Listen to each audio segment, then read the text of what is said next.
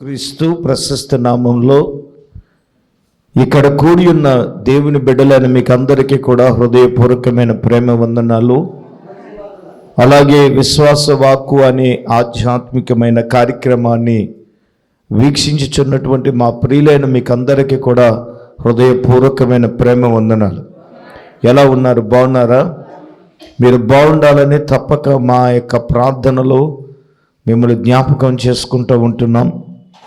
బలహీనులైన బిడ్డల కొరకు, సమస్యలో ఉన్న వారి కొరకు ప్రతి ఉదయం 5 నుంచి 6 గంటల వరకు మరి తప్పక మానక మీ కొరకు మేము ప్రార్థన చేస్తున్నాము అనే విషయాన్ని జ్ఞాపకం చేస్తూ ఉన్నాను. దేవుని వాక్య ధ్యానమునకు సమయమైంది. అనాలోచితంగా ఎవరు ఉండకూడదు. మీ బైబిల్ చేత పట్టుకుని దయచేసి శ్రద్ధగా కూర్చుని దేవుని మాటలు ప్రతి ఒక్క బిడ్డ కూడా ఆలకించాలని ప్రభు పేరట నేను మీకందరికీ కూడా మనవి చేస్తున్నాను. ఈరోజు దేవుని వాక్య ధ్యానాంశము దేవునికి ఇష్టలైన వారు పొందుకునేది ఏమిటి? అందరూ చెప్పండి. ఏంటి దేవునికి ఇష్టలైన వారు పొందుకునేది ఏంటి? ముందు మనము దేవునికి ఇష్టలుగా బ్రతకాలి. ఒక మనిషికి ఇష్టలుగా బ్రతకటానికి మనం చాలా ట్రై చేస్తాం. స్నేహితులకు ఇష్టలుగా బ్రతకటానికి ట్రై చేస్తాం. మనలను ప్రేమించే వారి ఎడల ఇష్టలుగా ఉండడం కోసం మనం చేసే ప్రయత్నాలు అన్నీ కాదు. అయితే నేను అడుగుతున్నాను, దేవునికి ఇష్టలుగా ఉండాలంటే మనం ఏం చేయాలి? చాలా సందర్భాల్లో ధ్యానం చేస్తాం. విరిగి నలిగిన హృదయమే దేవునికి ఇష్టం. Very good. ఏంటి చెప్పండి? ఏంటమ్మా? ఈరోజు ఉపవాస ప్రార్థన కదా, దేవుని సన్నిధానానికి వచ్చాము కదా. దేవుని సన్నిధానానికి వచ్చిన మనలో ఏముండాలి? విరిగి నలిగిన హృదయముతో ప్రార్థించాలి. విరిగి నలిగిన హృదయముతో దేవుని సన్నిధిలో దేవునిని ఆరాధించాలి. విరిగి నలిగిన హృదయం మనకు కావాలి. ఆమేన్, ఆమేన్. ఒక వ్యక్తిని ఇష్టపడితే నీ భౌతిక చర్మ సౌందర్యాన్ని చూసి దేవుడు ఇష్టపడ్డావు. ఎవరు నువ్వు కట్టుకున్నటువంటి విలువైన చీరలను బట్టి దేవుడు ఇష్టపడ్డాడు. మనకున్నటువంటి భౌతికమైన వాటిని బట్టి దేవుడు మనలో ఇష్టపడడు. ఒక వ్యక్తిని దేవుడు ఇష్టపడాలి అంటే ఆ వ్యక్తిలో ఏముండాలి తెలుసా? విరిగి నలిగిన హృదయము ఉన్నప్పుడే దేవుడు ఇష్టపడతాడు. ఆమేన్, ఆమేన్. దేవుడు విరిగి నలిగిన హృదయాన్ని దేవుడు కోరుకుంటాడు. ఒక వ్యక్తి ఎప్పుడైతే విరిగి నలిగిన హృదయముతో దేవుని సన్నిధానంలో రాగలుగుతుందో వాడు పురుషుడైనా కావచ్చు, స్త్రీ అయినా కావచ్చు, యవనస్తులైనా కావచ్చు, ఎవరైనా కావచ్చు. దేవుని బిడ్డలారా, దేవుడు మన నుండి కోరుకునేది, మన నుండి ఆశించేది, దేవుడు నిన్ను ఇష్టపడడానికి నీలో విరిగి నలిగిన హృదయం ఉంటేనే దేవుడు ఇష్టపడతాడు. ఆమేన్. దేవుడు ఒక వ్యక్తిలో కోరుకునేది అదే. దేవుడు ఒక వ్యక్తి నీలో, నాలో, మనలో ఇష్టపడడానికి. అయితే నా ప్రియులారా, నేను ఈ రాత్రి ప్రభు అందించే విషయం ఏంటంటే, దేవునికి మనం ఇష్టలుగా ఉంటే మనం ఏం పొందుకుంటాం? ఏమండి, దానిని మనం కొద్దిగా ఆలోచన చేద్దాం. మొట్టమొదటిగా ప్రియులారా, దేవునికి ఇష్టలైన వారి పట్ల మొట్టమొదటిగా మనం చూచినప్పుడు దేవుని పరిశుద్ధ గ్రంథమైన బైబిల్లో నుంచి ఒక మాటను జ్ఞాపకం చేస్తాను. అదేమిటి అనంటే ప్రియులారా, యోహాను సువార్త 8వ అధ్యాయం దయచేసి 29వ వాక్యాన్ని మనము చదువుకుందాం.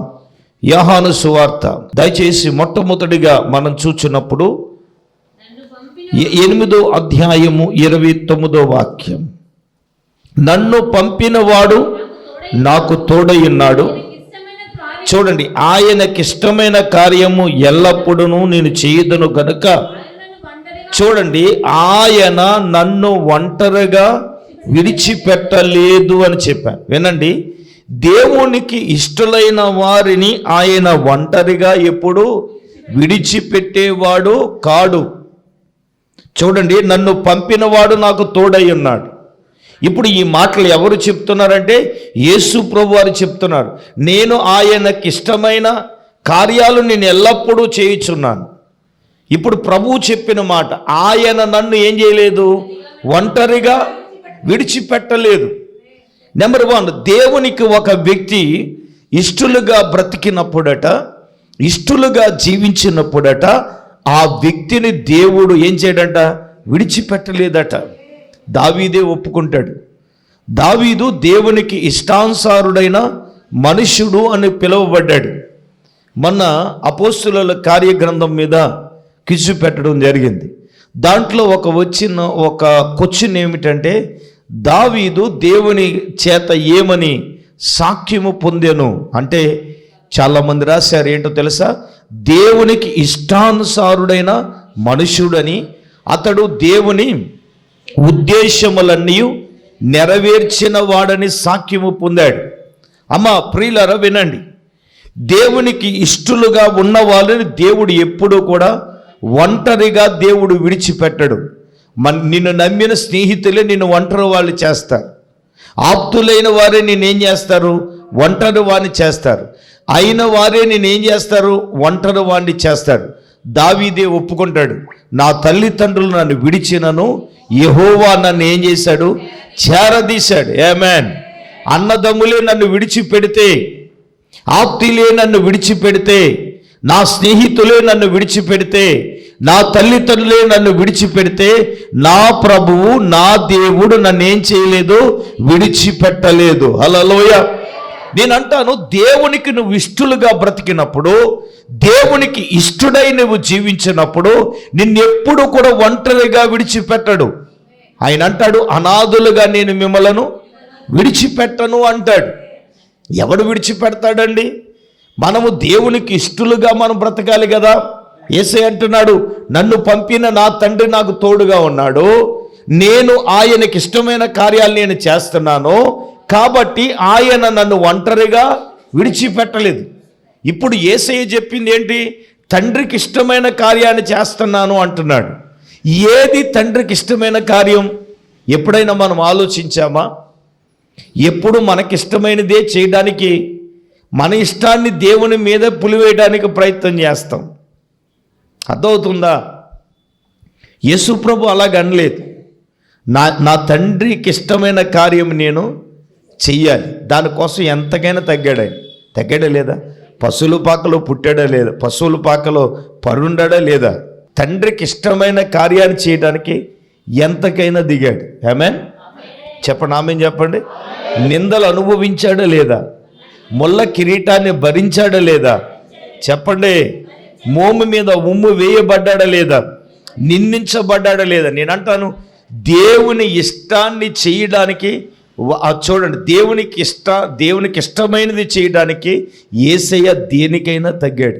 ఇప్పుడు ప్రియులారా, ఆయన అంటాడు, నేను ఆయనకి ఇష్టమైనది నేను చేశాను. ఎవరికండి? తండ్రికి ఇష్టమైనది నేను చేశాను. ఇప్పుడు ఆయన నన్ను ఒంటరిగా ఏం చేయలేదు, విడిచిపెట్టలేదు. ఇప్పుడు దేవునికి ఇష్టలుగా బ్రతికిన వాళ్ళని, ఇప్పుడు సపోజ్ ఉన్నాడు, దావీదే ఉన్నాడు. దావీదుని దేవుడు విడిచిపెట్టాడు చెప్పండి? అన్నలు ఉన్నారు దావీదుకి, ఏమండి తల్లిదండ్రులు ఉన్నారు. నిజంగా వాస్తవంగా ఒంటరివాడు అయిపోయాడు ఆయన. ఎవరు? దావీదు. ఒంటరిగా బతుకాకపోతే ఏంటంటే గృహాల్లో, కొండల్లో. చెప్పండి. నేనేమంటానంటే, మనం అనుకున్న వాళ్ళు ఉన్నారండి, వీళ్ళు ఉన్నారండి, సరైన సమయానికి ఎవడో ఉండడు.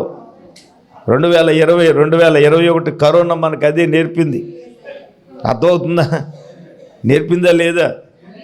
అది హల్లెలూయా, దేవునికి స్తోత్రం.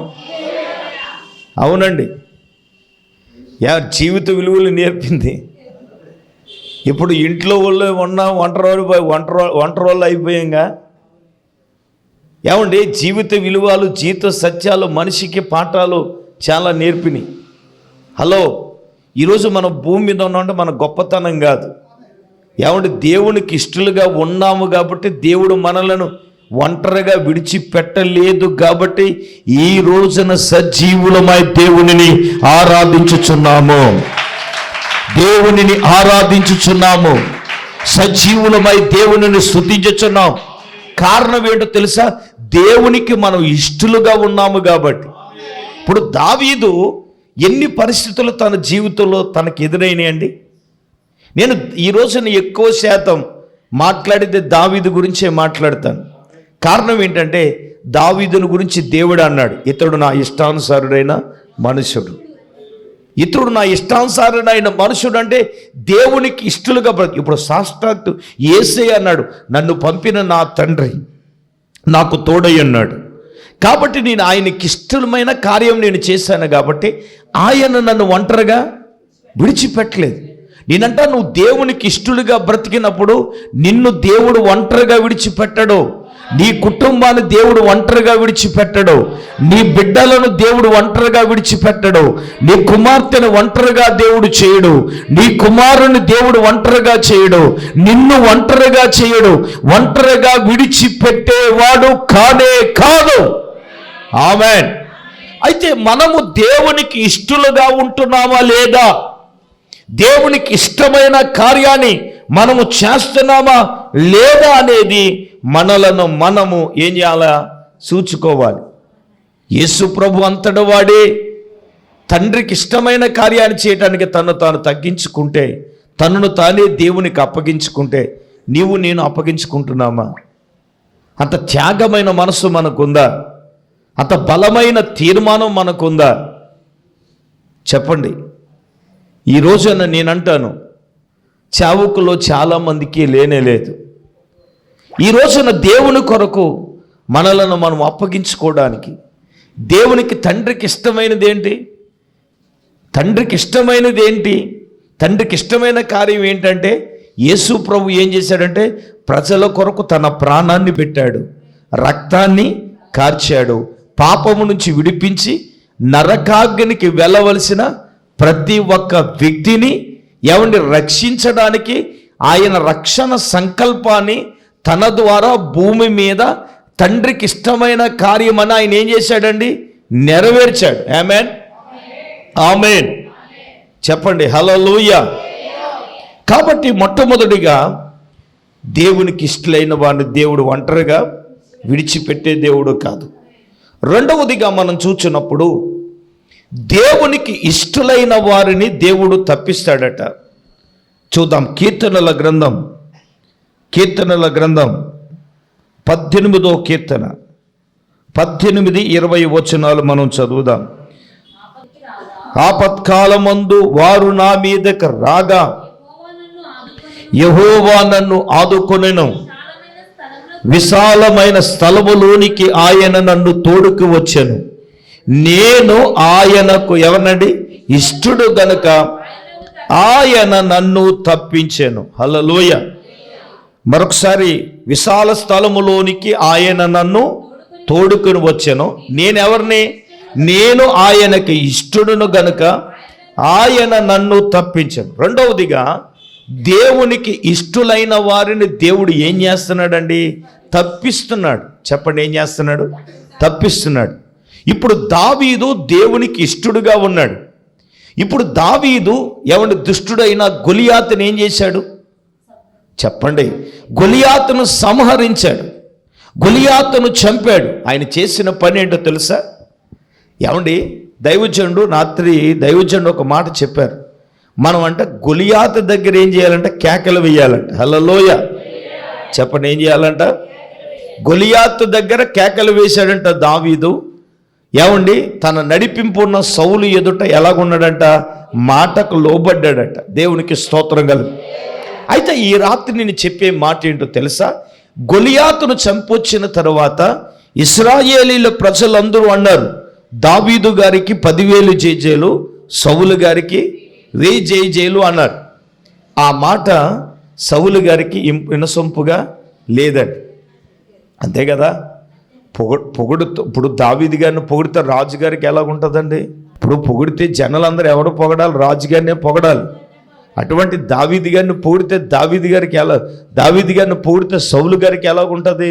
ఇప్పుడు ఒక ఆయన చెప్తే నేను విన్నాను, విదేశీలో లేచిన వెంటనేనంట అలా ఉండంట పొగడాలంట.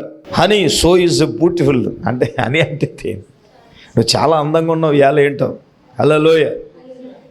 చూడండి, ఎంత సీరియస్గా ఉన్న వాళ్ళు అయినా సరే ఎలా ఉంటారు? వెంటనే అద్దం దగ్గరికి వెళ్ళిపోయి ఒకసారి అద్దంలో నుంచి ఎగదగ ఏం చేస్తారండి? ఇప్పుడు పొగిడితే ఉబ్బిపోతారుగా. ఇప్పుడు ప్రజలందరూ కూడా దావీదును పొగుడుతుంటే దావీదేం అవలా, కానీ సౌలుకే వచ్చింది. ఎవరి మీద అంటే దావీదు మీద. అయితే నేనంటాను, దేవునికి ఇష్టడైన వాడిని దేవుడు తప్పిస్తాడంటే ఒకసారి మనం చూద్దాం. మొదట సమూయేలు గ్రంథం 18వ అధ్యాయం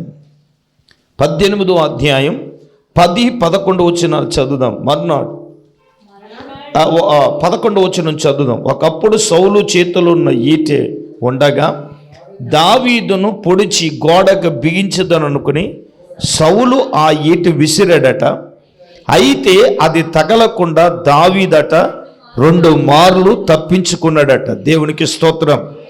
కారణం ఏంటంటే యెహోవా తనను విడిచి ఎవరికి తోడుగా ఉన్నాడట? దావీదునకు తోడయ్యుండుట చూచి సౌలు దావీదునకు భయపడ్డాడు. వినండి, సౌలు చేతిలో ఉన్నటువంటి ఈట 2 సార్లట దావీదు మీద ఇసిరాడట. ఎందుకు? దావీదుని చంపేద్దాం, ఈడు అడ్డు వదిలించుకుందాం, ఈడు పీడ ఏమవుతుంది, ఎడగరైపోద్ది అని సౌలు గారు అతని చేతిలో ఉన్న ఈటెను 2 సార్లు దావీదు మీదకి ఇసిరాడు. ఎందుకండి? దావీదుని ఎలాగైనా చంపేద్దామని. ఎవరండి? సౌలు. అయితే ఇక్కడ ఏమని రాయబడి ఉందంటే, అయితే అది అతనికి తగలకుండా దావీదును 2 మార్లు దేవుడు తప్పించాడు. చప్పట్లు కొట్టండి. ఇప్పుడు అందుకే 18వ కీర్తనలో దావీదు ఏమన్నాడంటే, నేను ఆయనకి ఇష్టడును గనక ఆయన నన్ను ఏం చేశాడు? తప్పించాడు. ఎక్కడి నుంచి తప్పించాడంటే 2 పర్యాయములు దావీదును మరణము నుంచి దేవుడు తప్పించాడు. అందుకే బైబిల్ ఏం చెప్తుందంటే, మరణమును తప్పించుట యెహోవా వశము. ఆమేన్. మరణకరమైన పరిస్థితులు మన జీవితంలో మనకు ఎదురైనప్పుడు, నాకు ఎప్పుడు ఈ జనవరి నెల 24వ తారీఖు ఎప్పుడు గుర్తుంటుంది. అది సరిగ్గా 2016వ సంవత్సరం జనవరి 24వ తారీఖు. ఆ రోజు ఆదివారం మధ్యాహ్నం 12-12:30 మధ్యలో జరిగిన సన్నివేశం. నిజంగా నేను పైనుంచి పడితే అక్కడున్న పైపు పల్లెం ఇవన్నీ చూస్తే నిజంగా నేను ఆ రోజు ఎన్నుపూస ఇరిగి మరణించవలసిందే. కారణం ఏంటంటే అప్పటికి ఇంకా అంత హైట్ ఉంది. అయితే నా ప్రియమైన దేవుని బిడ్డలారా, నేను చెప్తున్నాను, నా ప్రభు ఆ రోజు నన్ను ఏం చేశాడు తెలుసా? మరణాన్నించి తప్పించాడు. ఆమేన్.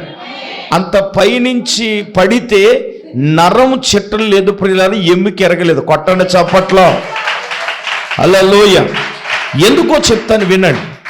దేవునికి మనం ఇష్టలుగా ఉన్నప్పుడు దేవుడే మనల్ని ఏం చేస్తాడు సార్? మరణా నుంచి తప్పించాడు. అందుకే బైబిల్ చెప్తుంది, మరణమును తప్పించుట యెహోవా వశం. దేవుడు తప్పించడా? ప్రమాదా నుంచి తప్పించడా? ఏమండి, మరణకరమైన పరిస్థితి నుంచి తప్పించడా? రోగాల నుంచి దేవుడు తప్పించడా? ఏమండి, ఇష్టుడైన దావీదు అన్నాడు, నేను ఆయనకి ఇష్టుని. ఇప్పుడు సౌలు గారు 2 సార్లు ఈటు విసిరినా చెప్పండి, దావీదు తప్పించడు. సౌలు అనుకున్నాడు, నేను ఎప్పుడు ఈట గురి చూసి కొట్టినా ఎప్పుడు తప్పదే, ఎందుకు తప్పిందని చూస్తే 12వ వచనంలో ఉంది, యెహోవా తనను విడిచి ఎవరికి తోడయ్యున్నాడు? దావీదునకు తోడయ్యుండుట చూచి సౌలు గారు దావీదుకే భయపడ్డాడట. దేవునికి స్తోత్రం. ఇప్పుడు దేవుడు దావీదు గారికి ఎలాగున్నాడంట? తోడుగా ఉన్నాడంట. సౌలు గ్రహించాడు, అబ్బో నన్ను విడిచిపెట్టాడు. దేవుడు ఎవరికి తోడుగా ఉన్నాడు? దావీదునకు తోడుగా ఉన్నాడు గనక దావీదును దేవుడు ఏం చేశాడండి? తప్పించాడు. అవునండి, నీకు తోడుగా ఉండి దేవుడు నిన్ను తప్పిస్తాడు. ఎస్, మరణా నుంచి తప్పిస్తాడు, వ్యాధుల నుంచి తప్పిస్తాడు, బాధల నుంచి తప్పిస్తాడు.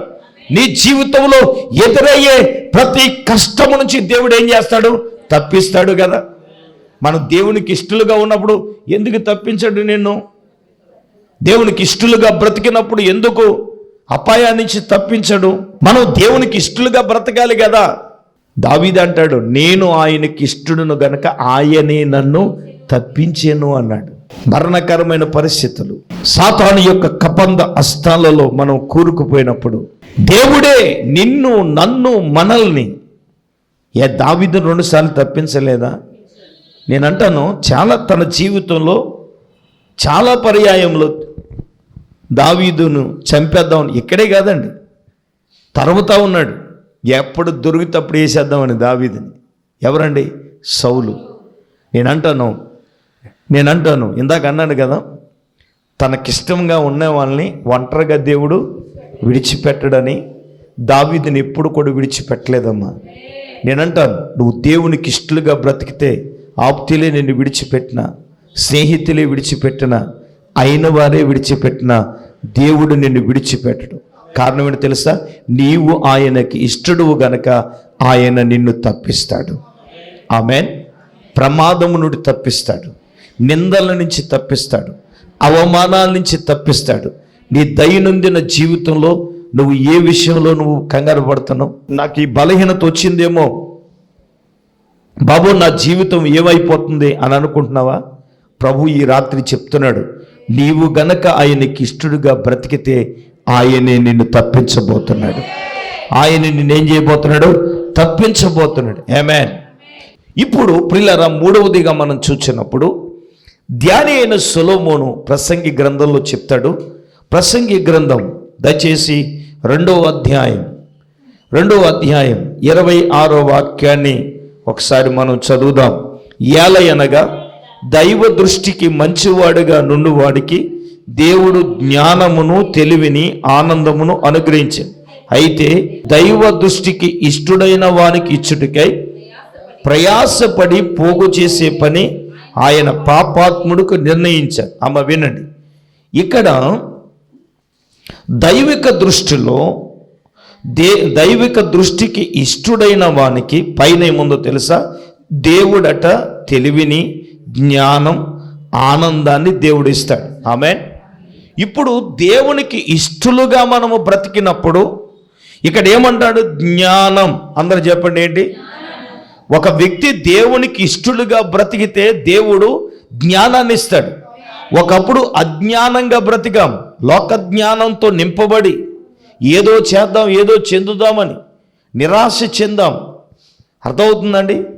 నేనేమంటాను, లోక జ్ఞానం ఎంతున్నా దేవుని కార్యాన్ని తెలుసుకోవడానికి ఆ జ్ఞానం మనకే సరిపోదు కదా. ఇదే ప్రసంగి గ్రంథం 3వ అధ్యాయం 11 వచనం చదవండి. దేని కాలమందు అది చక్కగా ఉండునట్లు నియమించాడు, శాశ్వత కాల జ్ఞానమును నరుల యందు ఉంచి ఉన్నాడు. కానీ దేవుడు చేసే క్రియలను పరిశీలనగా తెలుసుకోవడానికి ఆ జ్ఞానం మనకే చాలదు.